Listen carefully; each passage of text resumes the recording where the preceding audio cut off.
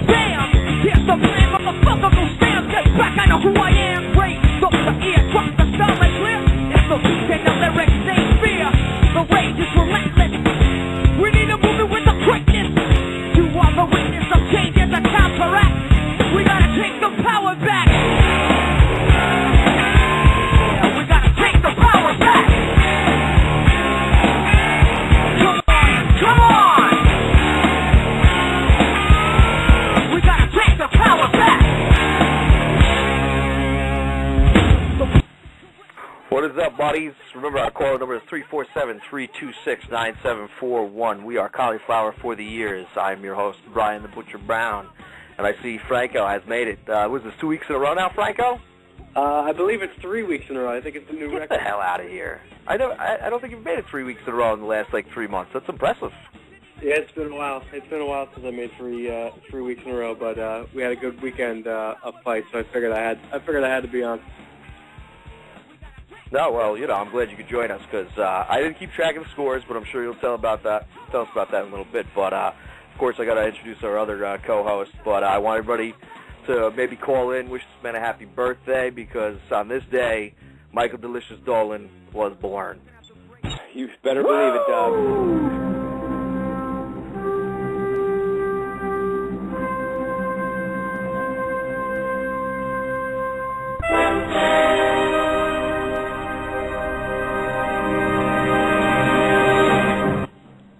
You're like a resident Ric Flair, so I wanted to play that for you, baby. Oh, that's amazing, Is that what was playing when you slid out of your mother? I was going to say, 29 years ago today marks the momentous occasion where I fell out of my mother's vagina. And I would like to, say a couple thanks, like this is an award speech. I believe that was actually my father finishing to make me that noise. I don't know if that was Ric Flair or my father just gurking it. I'd like to thank my two brothers and my sister for making that journey a little smoother and falling out of her first and kind of widening that hole for the meat curtains. And, it's pretty much been all downhill, from there. And I decided for my birthday to give myself an early present and give myself a dick in the ass with my picks in UFC 139. So happy birthday to me, boys. What's going on? Well, you did do so good?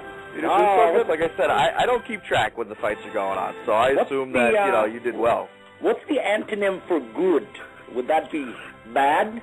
Because that's what I was. I think so. I think so. I might not have a high school diploma, so I'm the wrong guy to ask. What's this, Franco? Yeah, so that was the second event on Saturday, UFC 139. I'll go from last to first. As far as the event went, Mr. Dubs, you only got 2 fights correctly out of 5 for a total of 10 points. I actually beat that kid? 2 out of 5. If you do some quick division, that's 40% if you do your mental math, so it's not very good. Shit. Dolan got 3 out of 5 fights correctly for 17 points. 19 points. Nick, is that 17 points or is that 17 handed? It's 17, actually. I appreciate that. Thank you. So as far as the totals after 2 events, third place. Oh, I love to see this. Brian the Butcher Brown in third place with 15 points. You got 15. Mr. Dolan in second place. The Delicious one with 22 points. Wow. And I'm at the top for a change, getting comfortable in the top spot. First place, 26 points. So it's 26, 22, 15. Dude, I thought I was shit the bed last week. I mean, nobody had a banner night, but, dude, I thought I was much worse. I mean, Dubs, thank you, one, for just being you. And, Franks, four points, dude. I mean, clearly you're in trouble with my amazing pickery, because, I'm an asshole. But that's amazing, dude. This, I'd say, is the first and the last, because there's no way I hold this. No, yeah, well, you got Hendo Faber and Bonner correctly, and then you missed on Kung Lee and Rick Story. Oh, man. Nick, I'm with you, dude. Fuck the Asians. Yeah, that's true. Nice job, Dolo. But I want to go and let you know that I've finished in second place twice so far, so, I don't think I'm going to be sitting in third for too long. Well, first time let me tell you, the first time it was a 2-man race. I wouldn't be bragging about that. Let's not put all the facts into it, Franco, all right? Great. I'm trying to show that I have a track record for finishing second, so I guarantee I'll leapfrog you at some point. Consistency's everything, right, Dubs? Exactly, all right? So be scared, be very scared, because it's not a big lead, 7 points on me. And, Franco, I'm not even going to tell you I'm going to beat you because it hasn't happened yet, and so I'm just gunning for you, Dolo. I appreciate that, dude. I mean, you're undefeated against me as far as, season overall, but, again, congrats on coming in second in a 2-horse race. It was impressive the first time around. That's awesome. Yeah, I know it was. But remember, I did crush you last time, I believe. Or then again, I don't pay attention to the points, so yeah, fucking points. Well, yeah. Franco crushed me. Diploma, Dubs. Right, Franco crushed me, I crushed you, and you only got a 7-point lead. So yeah, dude, so it's all up in the air right now. Survival of the fittest. It's like the the food chain they put up in the seventh grade science. Well, I guess we'll have to dive into that card that has now put you. How many points behind Franco now? 2? He's 4 up. I'm 4 points up on Dolan, and I'm up 11 on you, or as I should say, 11.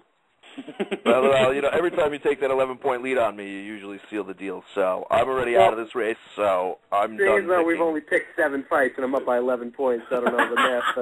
I think I'm going to beat you by 145 if we keep up at this pace. Oh, that's awesome. Next card will be better, I promise. And I got Rock. Anyway.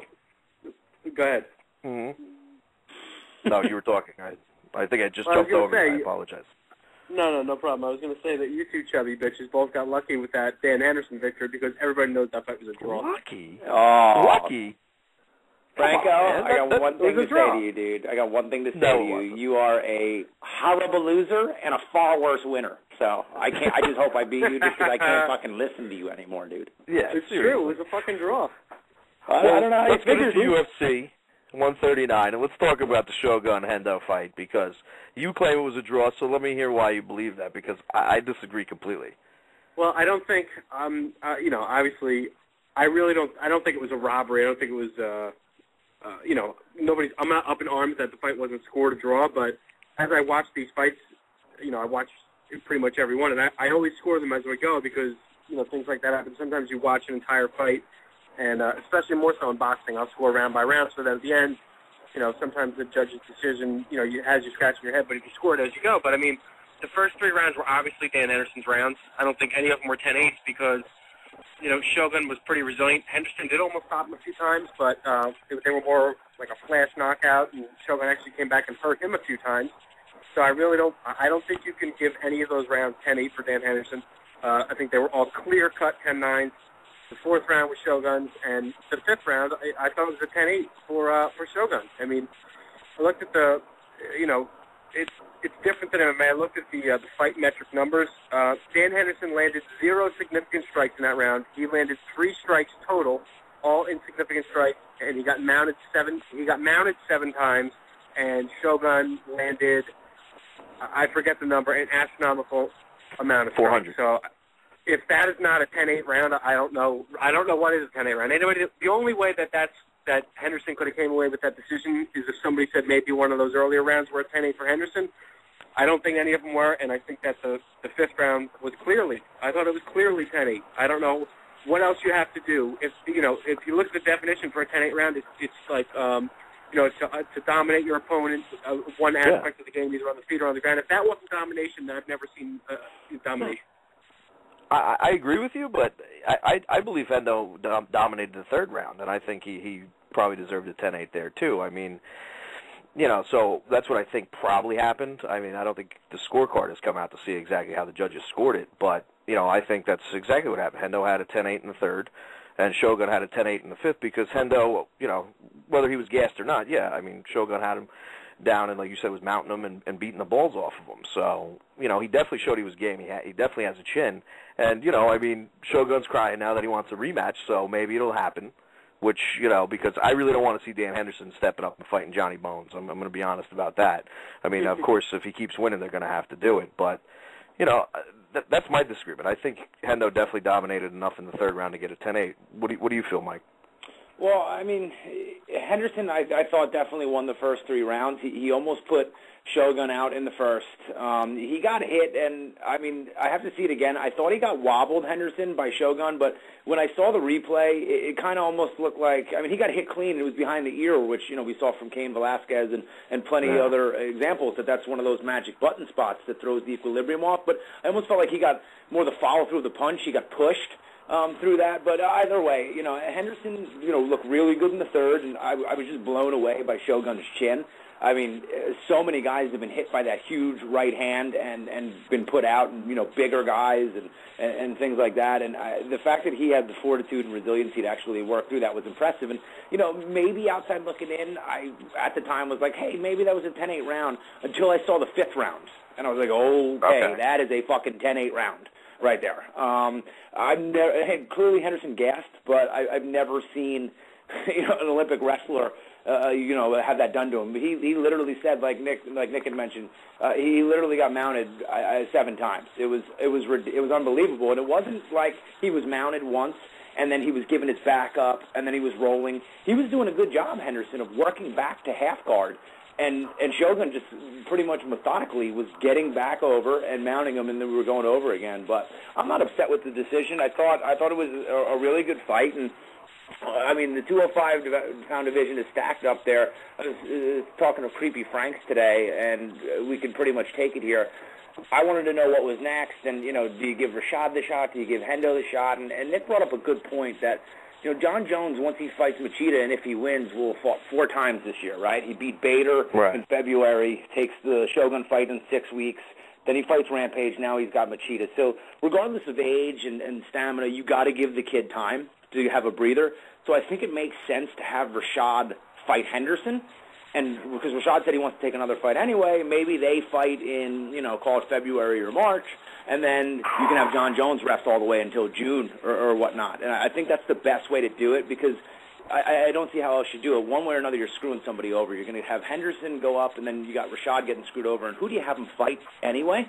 Do you have him fight Shogun maybe and see what happens there? I don't know. I think Henderson would definitely get beat by Jones. I want to see Rashad get the shot, but I think Hendo and Rashad would be a great fight. Hendo's overhand right worries me with Rashad because he's shown he gets pretty wobbly if he gets caught, but I would hope and think that Rashad would win that fight. But, I mean, how do you guys see that playing out now that we can kind of say, all right, say Jones beats Machida, where do you see the chips fall for the next 6 months of the 205-pound division?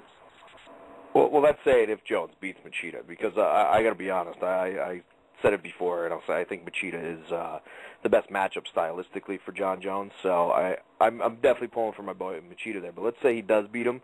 I like your idea for Henderson fighting Rashad, but like you said, that overhand right is very, very scary because Rashad has shown that he lacks a chin. Even at times that he's dominated fights, he's gotten caught at the end and almost been put to sleep. So, it's a very interesting matchup, and it does make sense if Rashad's willing to fight somebody because obviously Dan just won, and he said he wanted John Jones if he won against Shogun. So makes sense to have these two guys fight for a title eliminator. But I think, even though I don't think Hendo can beat John Jones, I definitely think he could probably beat Rashad if he lands that shot. Sure. But I think Rashad still poses the best threat for Jones. Not that I don't think Machida doesn't. I think that's going to be a good fight, but I still think Jones will win. I think Rashad poses the best chance to beat Jones, and then the scary thing is, can he get through Hendo, So who knows? What do you think, Nick? Yeah, definitely. I actually agree with Dubs almost verbatim. I think that Rashad Evans, outside of probably John Jones, is probably the most well-rounded light heavyweight, the most talented light heavyweight.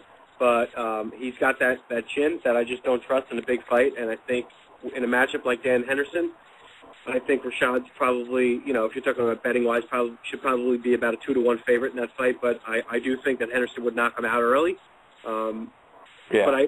But I think Rashad's a better fighter. I just think that is a bad matchup for Rashad. And Henderson against John is a terrible matchup for Dan Henderson because he's slow. He's not slow. Let me take that back. He's sort of a plodding. No, he's 42 years old. After the fight, 42. Fucking slow. He gassed. He gassed after the third round. Obviously, he didn't want to come out for the fourth round. His cut man, the guy with the long hair and the mustache, the famous cut man. He was on a podcast today, and he was talking to the other cut man. His corner had to talk Dan Henderson to go out to that fourth round because he was so exhausted. Holy shit! There was talk that he was sick before the fight. He hurt his thumb. You saw him in the third round. I think he was shaking his hand out. He came after that fourth round. He literally barely stand up. The referee had to be like, come on, come to the center. He didn't want to go after that fourth round. He was exhausted. And then after the fight, I actually said to Dubs, Henderson looked good, but he's got to work on his cardio. And he texted me back, the fucking guy's 42 years old, give him a break.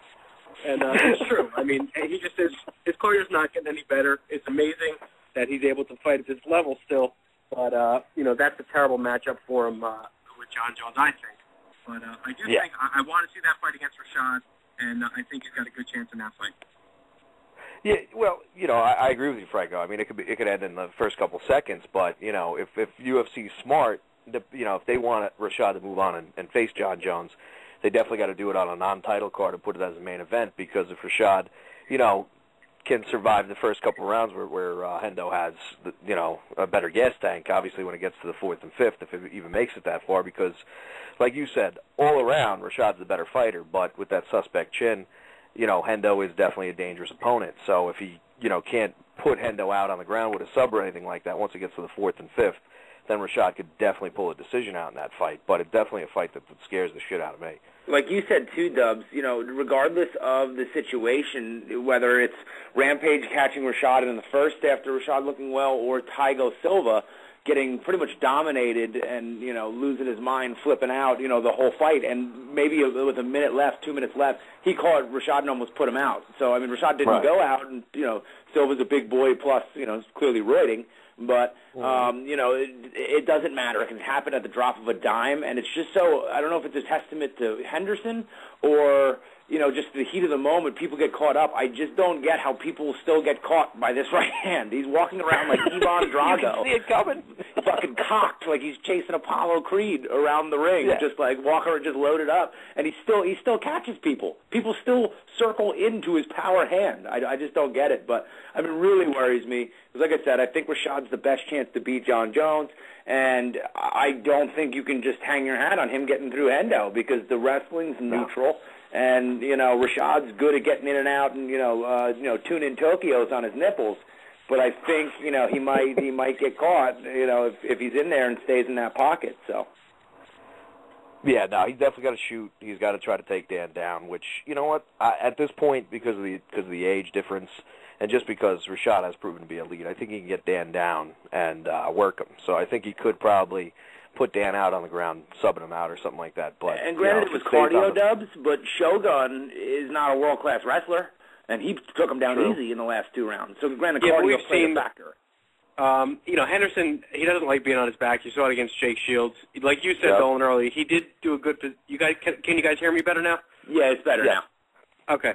So he did do a good job, like you said, of swimming and sort of working from the bottom and not getting hurt that badly and sort of getting back to half guard a bunch of times. But, he's good in the clinch. He's a good Greco-Roman wrestler. He doesn't work his takedowns that much, but he sort of looks like a fish out of water from the bottom. And I think Rashad's game plan would be to put him on his back. But I wanted to say to Dubs, your B friend, you see who your B friend Machida is training with to work on his wrestling for John Jones? No, I missed it. No, who was he working on? He brought in his homeboy King Mo. Him and King Mo are working together. Get out of here. Yeah, that is awesome. Well, King Mo can definitely wrestle. I read that Machida put on 22 pounds of muscle, and he's been training with King Mo, straight wrestling every day. Dude, how does he put on 22 pounds of muscle? He's not going to make weight. There was a bunch of articles written about that. I don't know. That's what they said. He's beefing up to try to get stronger, and he's working on his wrestling. Dude, that sounds loud. Yeah, I would assume that he doesn't really cut a whole lot of weight right now, and I'm assuming maybe he'll get up to 215, 220ish, and then cut, because I've seen. He's weighed in before like 202, 203 for fights, so that might be his walking around weight. So maybe he figures he'll juice up to 220ish and then cut. But it seems like he's breaking all guns out for this John Jones fight. Nice. Well, that sounds even better, because he was always good at defending the takedown. But if he can definitely stop it and stay out of arm's reach, I still think Machida's definitely a threat there. I'm going to be pulling hard in that fight. But I guess we're going to move on to the next fight, Franco, which I know you had to be pretty happy about, because your hero, Wanderlei Silva, fought Cung Le and knocked his ass out. What did you think of that fight? Yeah, absolutely. I thought that Cung landed some stuff early, and but in all honesty, I thought that that he was there for the taking a lot earlier than Wanderlei took him. He looked, Cung didn't look that great. Wanderlei looked very apprehensive, and he got hit a few times. You could tell he was trying to not get knocked out, and he sort of was staying at Cung Le's distance, I thought, for a while there. And I'm watching the fight, and I'm just saying, just attack him. Cung Le's he's not a counter striker. He's a guy that wants to stalk you, stay in that mid-range distance, and hit those kicks, those unorthodox kicks. But he's not a great boxer as far as pure boxing. So I'm thinking if Wanderlei would have pressured him a little bit earlier, Cung Le was more dangerous where Wanderlei was fighting him. So once Wanderlei hurt him a little bit, looked like Cung may have gassed a bit, and once he got him hurt, once he got him in that tie clench and started landing those knees, they were brutal. I thought that it was an early stoppage, but then seeing those replays, seeing his nose, seeing the replays, he did some fucking damage with those knees. I actually felt bad for Cung Le watching that replay. Well, I feel it was a slightly early stoppage too, but Cung Le definitely ain't really known for the takedown or his ground game, so he was just going to get absorb more punishment from Wanderlei. But I don't know, Cung Le didn't really look like he was in tremendous shape coming in either with the long layoff, and I'm not taking anything away from Wandy. I actually was happy to see him win, because I'm not really a fan of Kung's, but obviously we've seen and still his last few fights him going to sleep and really looking like it's time to hang it up and go. So it's good for him to win, but at the same time, it kind of keeps him in there. And if he steps up against anybody who really can, stand toe-to-toe with him, it really puts him, in my feeling, in a lot of danger. And I know even Dana White brought it up and said, he's one more knockout away from me having that talk with him where I'm finally going to tell him, you can't fight anymore. So, it's good in a sense because it gives you a good feeling to see a guy like him who's a legend and everything to win, but at the same time it kind of keeps him in there to absorb more punishment. So, it's a little bittersweet that he won. Yeah, I think it just kind of delayed the inevitable, and it takes nothing away from Wanderlei.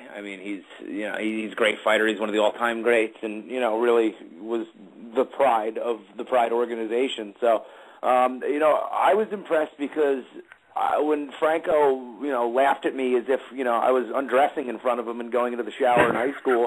When I picked Cung Le, I saw the fight play out, and what needed to happen for me to tell that kid to go F himself happened. Like, Cung Le caught him clean with the spinning back fist and the kicks. He caught him clean on the chin and almost put him out right away, and then he caught him in maybe late first, early second. So it wasn't that, it didn't work out the way I thought it was going to. It was just that Wanderlei impressed me by being able to take the shot, and he hadn't been able to take those shots. So, the tough thing for Cung Le is, he doesn't have any cardio, and he doesn't like to get punched in the face. So that's not a very good, characteristic or set of talents to have when you're a fighter.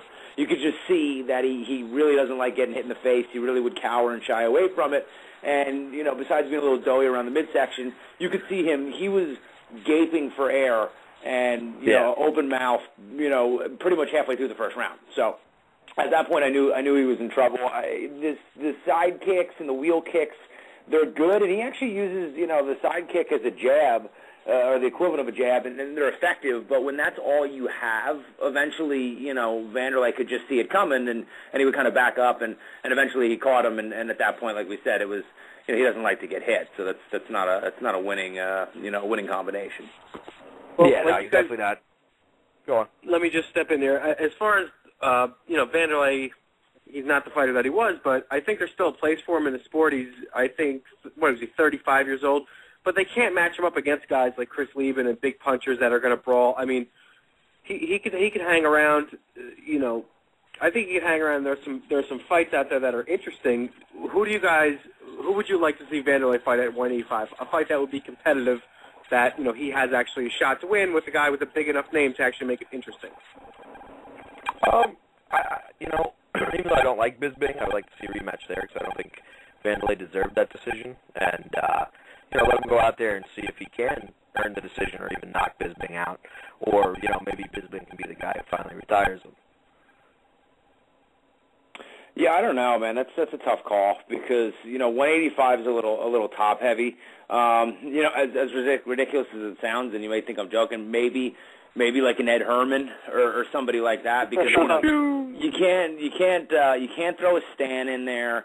He already beat Bisping, and you know, it was a good fight and whatnot. But I'm not really interested in seeing that again.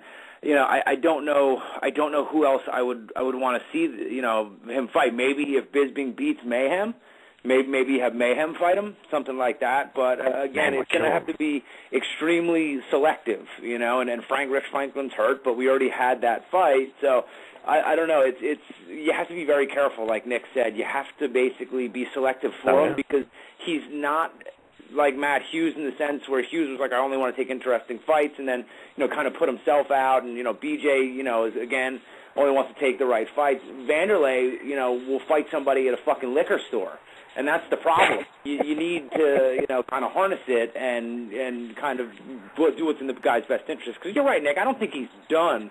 It's just tough when you get punchy and you have the will and the heart of a fighter like this guy, you know, really defines. It's tough because you want to be out there for him. You want to have him succeed. But like you said, you can't put him in there with Liebens and Stans and these machines that are just going to be rock'em sock'em robots because he's going to actually engage in that type of stuff. He's going to willingly get into those fights. So it's you got to help him out. So it'd be tough. And everybody in the weight class wants his head on their mantle. As soon as somebody wins a fight at 185, they're calling him Vanderlei Silva because he's got the name, you know, but he doesn't have the ability anymore. So as soon as somebody gets a win at middleweight, they're always screaming for Vanderlei Silva because they know he's an easy fight at this point. It's like we always joke, like, dude, I'm pitching against Hudson. I got Henry Hudson. Let me pitch. I need a win, dude. I need a win. Let me get out there. We'll be up 60-0 in the second. Yeah, it's true. Yeah, somehow Eric Diallo was short on answers. Yeah, you should pitch D'Alessandro again. You should pitch D'Alessandro, Playing in the ACC. Bad in the stats.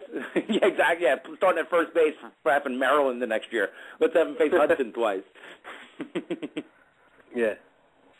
Yeah, no, it's a tough call. I really didn't have, you know, many answers because I just not sure if I want to see him fight anybody because I think all those guys that you mentioned, Dollar, are still dangerous enough to put him on his back and put him to sleep. So, you know, it's a tough call. Like I said, it's good to see him win, but it's one of those situations where the guy really should be considering hanging it up. But you two bums should be happy. Your homeboy Kung Lee made $350,000 for that fight. Holy shit, dude! Damn. And you know, he made a lot of money. I think it was 2 and change, and then he got the $70,000 fight bonus. So I read today, he made $350,000 for that. What was the fight bonus? Are they giving bonuses for getting knocked the fuck out? It was fight of the night. They gave 2 fight of the nights out. They gave fight of the night to the co-main event and the main event. That's interesting, dude. Obviously, main event hands down, but I mean, you could make a case for, you know, the Story Campman fight, and you know, it's not that I didn't think the Vanderlei fight was good, but I didn't think there was enough of a body of work to warrant that. I mean, I think it was just because Dana likes both the guys. it might be Conley's only fight ever in the UFC. Maybe they'll bring him back for, I think it's sort of a fight-by-fight basis with him. He's pushing 40 as well. And, so for Silva, I think Dana knows the deal. We're not going to see Silva that much longer. Maybe a couple more fights. So he's probably just rewarding him for the sort of the work he's put in for the sport. Plus, he's a guy, dude, just looking at him and listening to him talk, you got to get that guy in the front offices. Like, he's got Fortune 500 company written all over him. Get us answering some phones, breaking down some deals. Yeah, that's perfect. We're going to wait for that Wanderlei. When can you start? It was like you round the corner to get a cup of water, all of a sudden Liddell just snuffs out Vanderlei, and it's just a fucking Donnybrook going down, in between the trading desks. I'm just trying to get a cup of water. Sack Street Brawl. Yeah, seriously, dude. Get the Bad News Brown out here. Them sewer rats. Well, I guess we should move on to the fight that should have been the co-main event and should have bumped Wandy and Kung Lee. The bantamweight title eliminator between Uriah Faber and Brian Bowles. The California kid definitely came out, showing some signs that maybe there's some gas left in that tank. Franco, break it down. Yeah, I thought it was. I was shocked. Faber, that may be the best that he's ever looked. Maybe it was just a good matchup. I was dead wrong. I thought that Bowles was going to be too big and strong, and I thought that Bowles was going to win. I actually thought he was going to win relatively easily, but it looked like he underestimated Faber, and once they got in there together, Faber looked like the more well-rounded fighter. He looked a lot faster, and he looked to be doing everything a step quicker than Bowles. And Bowles, he never allowed Bowles to get comfortable in there, and Bowles was defensive the whole time. And it looks like Faber still got some mileage left in him. He seems pretty pumped up. He wants this Dominic Cruz fight. He was pushing for Dana to have them coach opposite of each other on The Ultimate Fighter, and he really doesn't feel like that Cruz won that last fight decidedly. He even said, I might have to reassess here. I might have to play Cruz's game and fight the next fight on points because he said, I have respect for him as a fighter, but I have no respect for his power. I don't feel like he could ever finish me. So even though I feel like if I'm controlling the fight, if he's just outpointing me, if he wants to play that game, I don't want to have to stoop to his level and play that game. But if I have to, I will because, I know I'm the better fighter and I'm not going to let him outpoint me like he did last time. Regardless, it seems like Faber really wants that title shot, and I'm actually excited for that fight. I'm excited for it too, but the only thing that has me wondering is because Faber looked fast as shit in this fight against Bowles. He looked like the old Faber moving around really quick and everything, and he didn't look fast. Well, that fast when he was fighting Dominic Cruz. So I'm wondering, is he, does the speed match up, or is it just that Brian Bowles is just, that much slower? And I'm excited for the fight too, and I would like to see Uriah possibly win that belt back. I like Dominic Cruz, don't get me wrong, but it would be nice to see Uriah be a UFC champion, and I just don't know if he can keep up with him. Is what I'm trying to say. Obviously Brian Bowles ain't the same type of fighter. He doesn't have the quickness, so.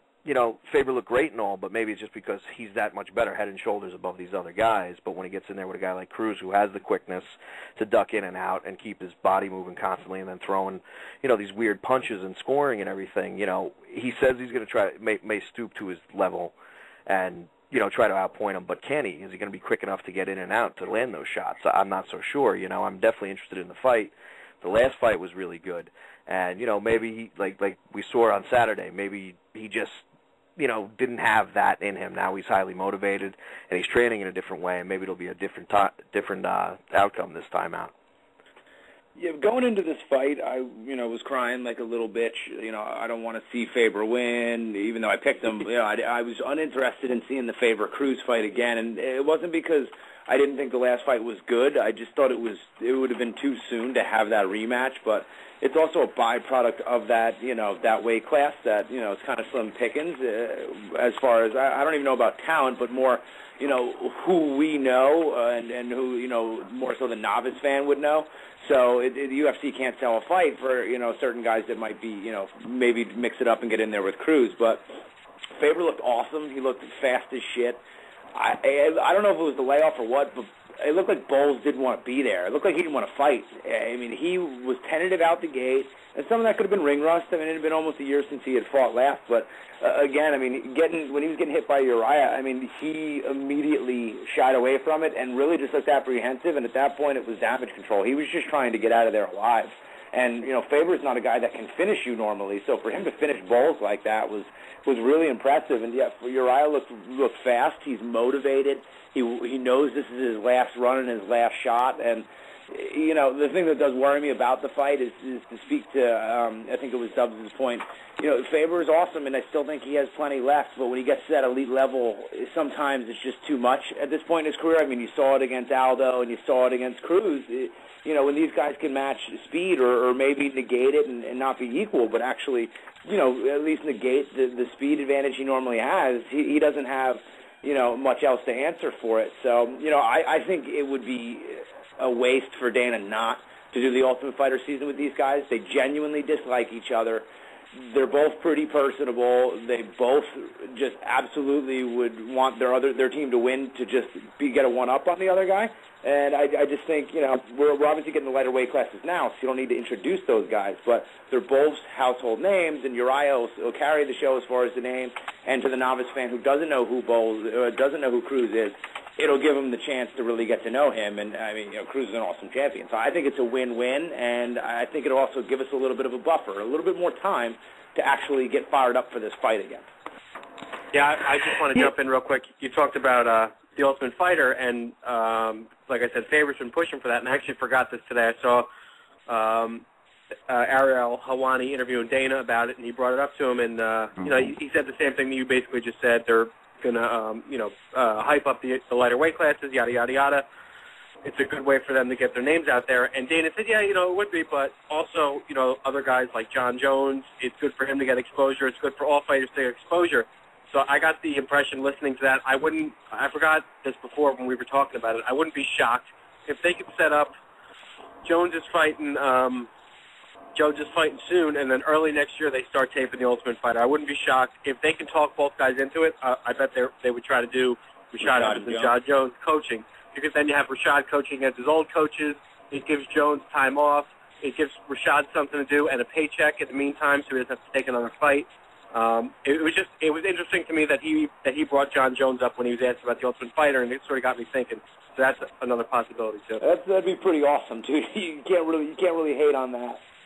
No, that would be a great idea to do the next Ultimate Fighter with. But you know, Franco, you should probably write a little blog about that little news, because I know I missed it. I could use some info. Here's the thing. If I wrote something, where would I put it? Well, you know, it's funny you should ask, because I do know of a place that you could put your blogs up, and you know what? There's a lot of traffic on this site. So here, listen to this. A new era has dawned in blogging. Log on to thexlog.com and experience new standards and quality in commentary and analysis. Powered by RotoExperts.com, thexlog.com brings together the top expert bloggers with all the very best the Internet has to offer. You don't have to search for the most compelling and entertaining posts and writers anymore. They will be at your one central hub for high quality. So join us as a new revolution begins in sports and entertainment, only at thexlog.com. That's THEXLOG.com. TheXlog.com. So, yeah, Franco, whip something up, post it there, and guess what? You'll get millions of hits, and everybody will know where they can get their sweet MMA news. Everybody in the chat room was making fun of our setup for the commercial. I thought it was done perfectly, even though I stumbled over my one word, and that's not written down, folks. We throw those things out there every week to see what works, and I think that won't work. That's perfectly. What we call in the business improvisation. That's what we do. I was going to say, dude, that was the smoothest transition yet. It was completely unplanned, and it's just hands down the douchiest interaction we've had. And I have to wear a jacket while doing this show because I get the douche chills so often. And you guys just made me go buy a fucking douche scarf. So thank you, I appreciate it. Oh, please. That's why I set that up like that. That butthole is super puckered up right now. My whole goal is just to have this uncomfortable commercial setup. I'm presenting right now. That thing's just puckering in the wind. That butthole like blown into a jar. It's like it's blown into a jug. I'll work. Like the top of a bottle. That's it, dude. It's like Oh, shit. Well, I guess we'll move on and finish this fight card up. I don't think I picked this one right either. I didn't pick many right. So, pitted Martin the Hitman Campman versus Rick the Horror Story. Dolo, hit it up. I thought it was a really good fight. You know, I was all over its nuts in the beginning, saying definite fight of the night. I thought it was going to be, and I didn't think the fight disappointed. I thought it was a good fight. The Story came out strong as he normally does, and you know he's a big $170, and you know he's great at working the body and hitting the body shots.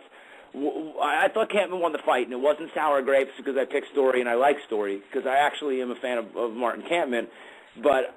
And I'm a big fan of Rogan and Goldie, but, dude, when they are rooting for somebody, holy shit. Like, it is so annoying. In that first round, and it was the only round that Story was, like, really looking good and was impressive and whatnot. Like, Story was cracking ribs.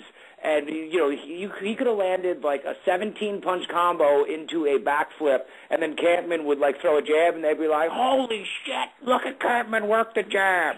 Like, they just absolutely and they don't do it all the time, but when they do, it is so transparent, and it's so over the top. I can't stand it. I muted the fight at that point. I literally sat there as if I was watching, you know, a Britney Spears video when I was 14 or yesterday. You know, it was just too much, dude. I just couldn't do it. I couldn't listen to it. I thought the fight was good. Campman looked impressive. It was nice to see him get back on his winning ways. And I gotta sidetrack and back Dominic Castino. He says Gus Johnson equals best announcer. I think that says everything.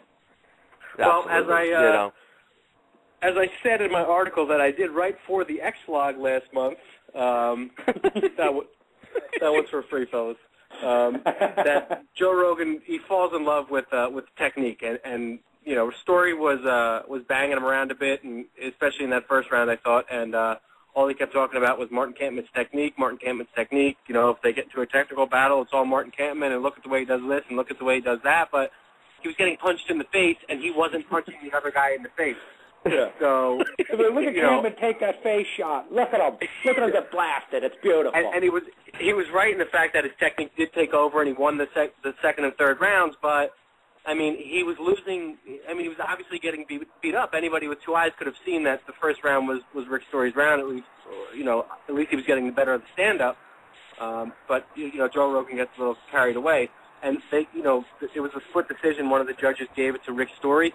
But they actually came out later and said that was a mistake, that the judge actually just he marked the wrong column, so it actually was a unanimous decision. I think Rogan went out there.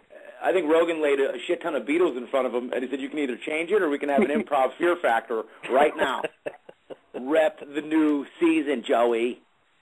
Nice. That's a free plug, too, Mike. You don't get out of control here, you know. Better believe it. The road plus plugs, he's going to have to pay us. But, no, it was a great fight. You know, I'm not a huge Martin Campman fan. I don't dislike the guy, so Dutch good to see him get... What was that? I said Dutch hater. But, you know, two losses in a row, so it's good to see him get back in the winning column. But, you know, I was really pulling for Rick Story just because he's the, well, you know, I guess not too much younger, but he's the younger guy and was definitely on the rise there. So, you know, I thought he was really going to come in and fight a better fight and win this fight, you know, maybe use his wrestling more and just come out with the victory after the shocking upset with Charlie Brenneman the last time out. So, you know, good fight. Definitely Campman deserved it. But, you know, since I'm not a huge fan, I really didn't give two shits that Campman won the fight. So we're going to move on to... Great analysis. Yeah, thank you very much. Top notch, Deb. Top notch. I think we should put you in there as the third one with Rogan and Goldie, because once you don't like somebody, it's over. They suck. They shouldn't be fighting. And you know what? They probably don't have a mother or she was a hilla. Well, they can put me in there when Seaver fights, so that's all I'd be saying, because I don't like watching him fight at all. So, you know, we'll try to throw that up there. But moving on to the last fight of the night, pitted Stephan Bonner versus Kyle Kingsbury. And, man, is Kingsbury delicious. But, you know, that's not what wins fights. That's not what wins fights here. Franco, tell me about it. Might win a sword fight. We should start a Kyle Kingsbury fan club, us three, because we are just three queens when we talk about Kyle Kingsbury. I got cum on my face, and I don't care who knows it. He's just a handsome guy. There's no denying it. We say it every time he fights. The guy's gorgeous. But you're a creepy bastard, dude. it's true. I don't care. But Stephan Bonnar, it was sort of a competitive fight early on. Once Bonnar sort of figured out that he could control him on the ground, he got that side position. He got him in the crucifix a few times. He kept going for the crucifix and sort of ground out the second and third round. There was some booze coming out, but I think he did exactly what he needed to do. You know, he found a position that he was dominant in, and he kept the position. You know, sort of interesting. After the fight, he's had this whole this vendetta. Him and Josh Koscheck have been going back and forth for about a year now, and you know, he's been calling Josh Koscheck a liar and saying he wants to fight him and this and that. And he actually comes out after the fight and he says that he was actually lying the whole time. He apologized to Josh Koscheck. You know, he said that something about fighting, you know, brings out the honesty in you, and he told me he didn't want those T-shirts made with his face. I made them anyway, and, you know, I apologized. So that was sort of an interesting twist. And then Koscheck went on Twitter right afterwards, and I guess those two are buddies now. So that was sort of a weird ending to that fight.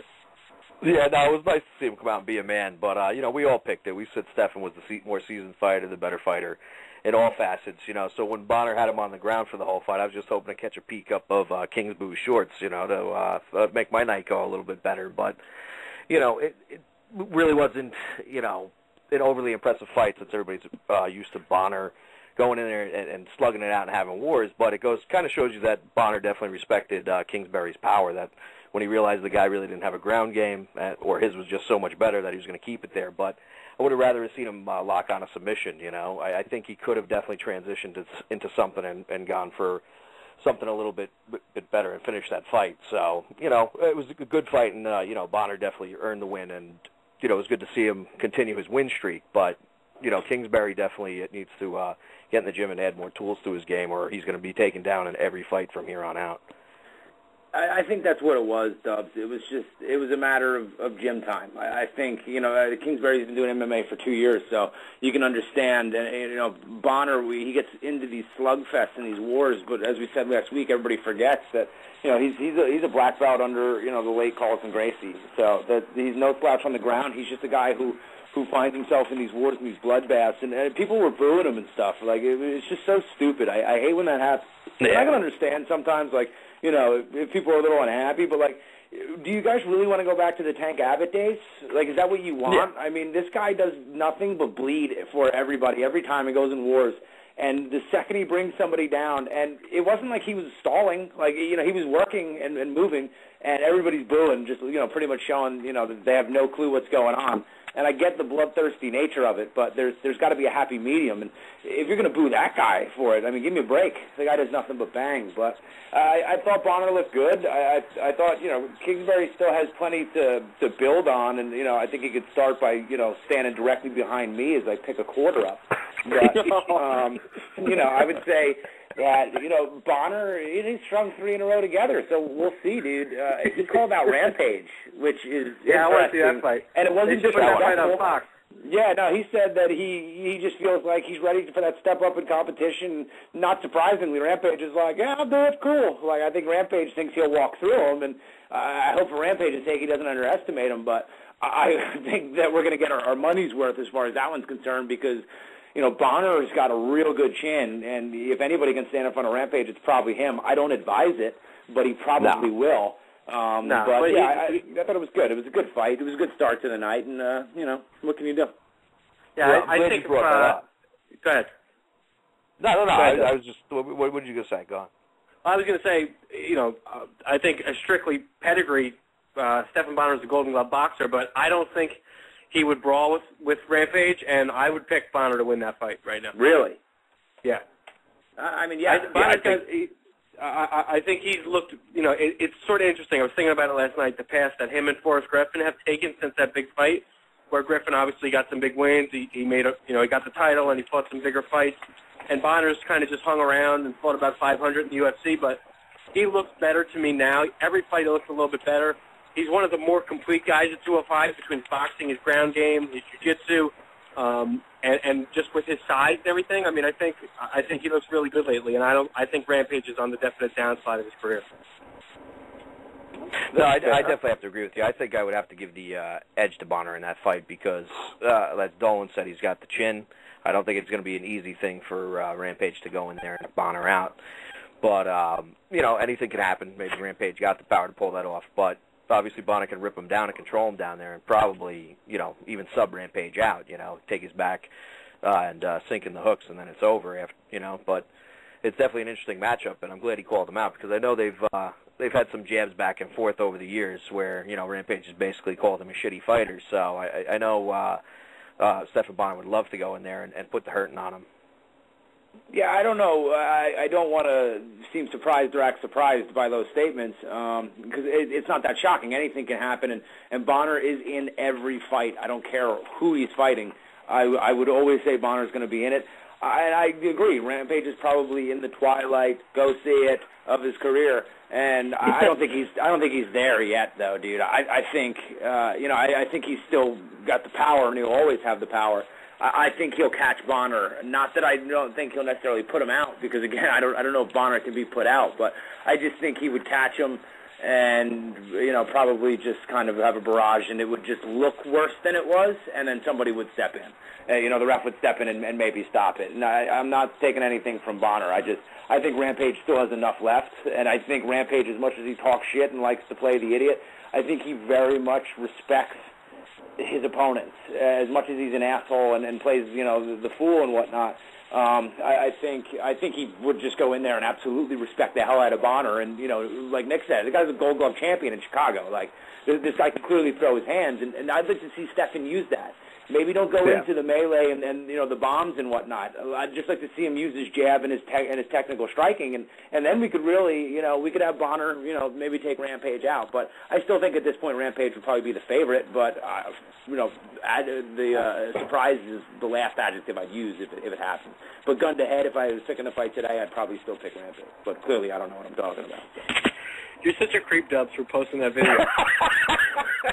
What is it? I was just going to tell everybody to check that out. Yeah, check that out, Dolo. Treat yourself, all right? And I dare any man in this room not to stroke themselves to that, because it's like a 7-minute interview. It took me 2 hours to get through it. Thanks for the birthday present. Thanks for the birthday present, Dubs. Rolled on that one, Dubs.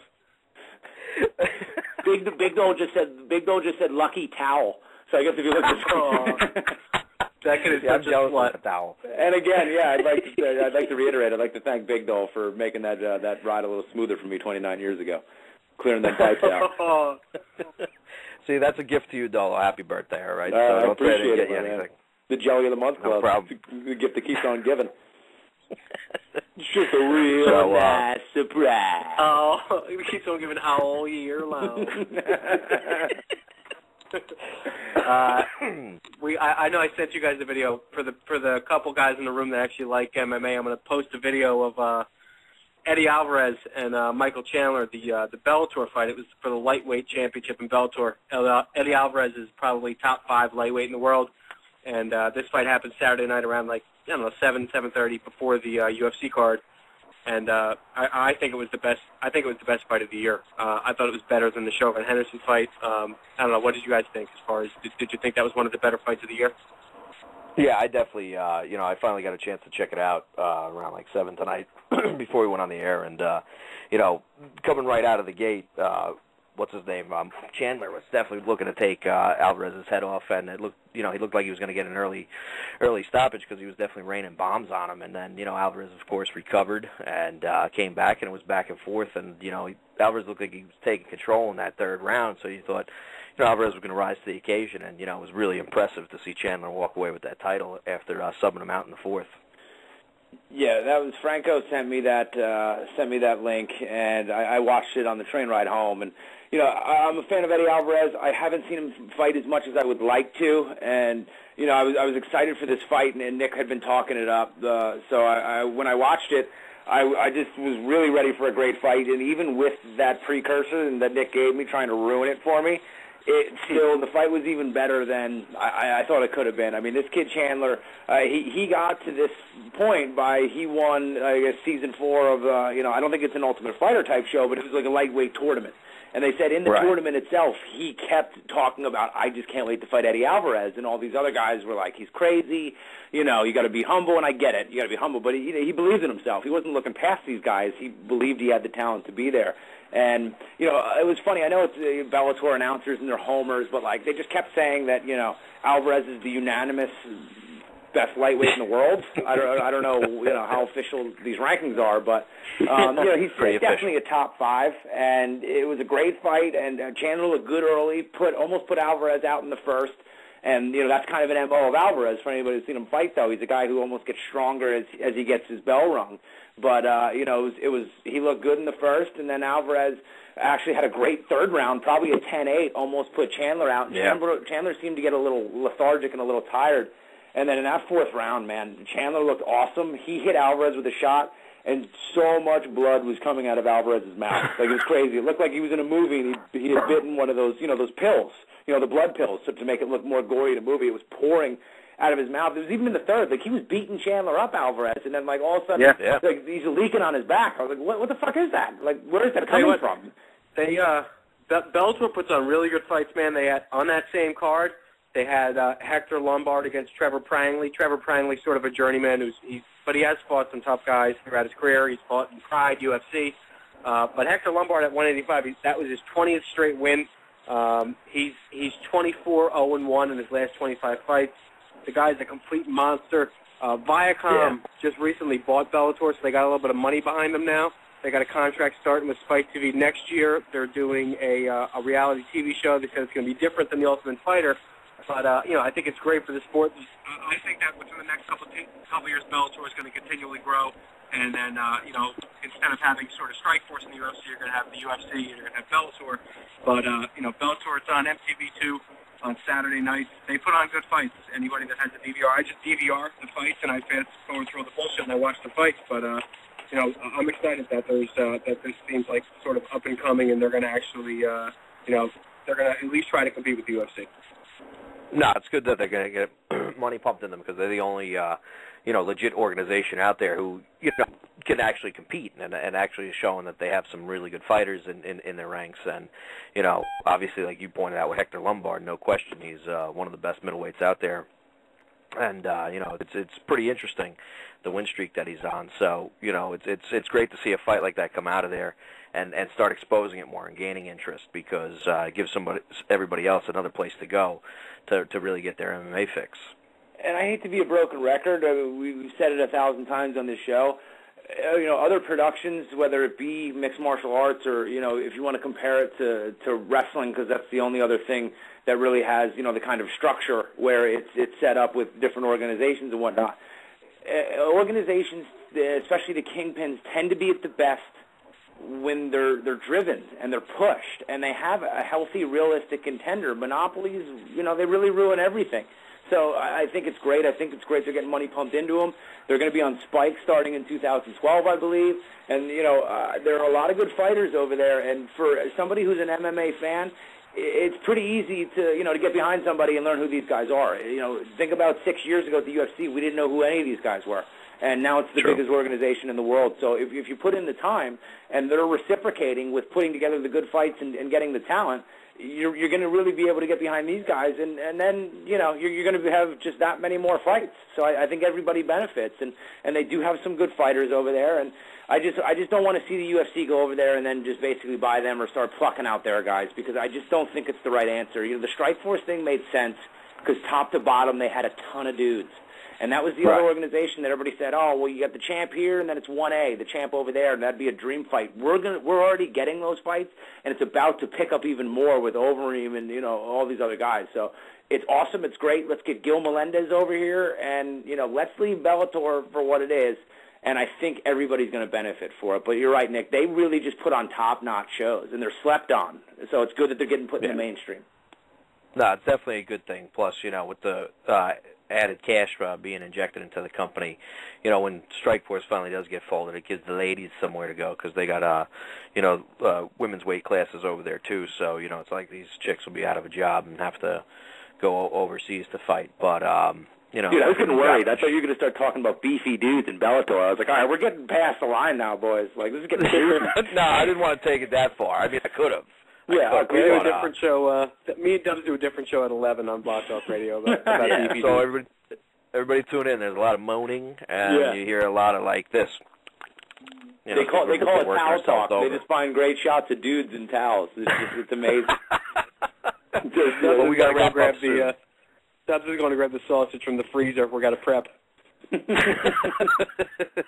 All right, boys, we got to wrap up soon. But early Sunday morning, the last Emperor, Fedor Emelianenko, made his return to the ring, facing Jeff the Snowman Mawson, and beat him in a fairly one-sided decision. Now, Fedor is going to be fighting Satoshi Ishii next, but supposedly there are talks back on the table with UFC that will be coming. So everybody think about that and tell us what you think about it, because I got to end the show now, so we can't really discuss it. Everybody remember to check out Roto Experts. Check out thexlog.com. Check out Nick Frank at his Twitter, and Frank RotoX. You can check out my barren wasteland of a Twitter at Cauliflower, the number 4 ear at Twitter. And Dolo, tell them where to send all your birthday wishes. I'm trying to spend the next hour getting back in where I came from 29 years ago. Oh my God. But crawl back in, boys. I don't even know what to say about this. All right, everybody, we're tapping out.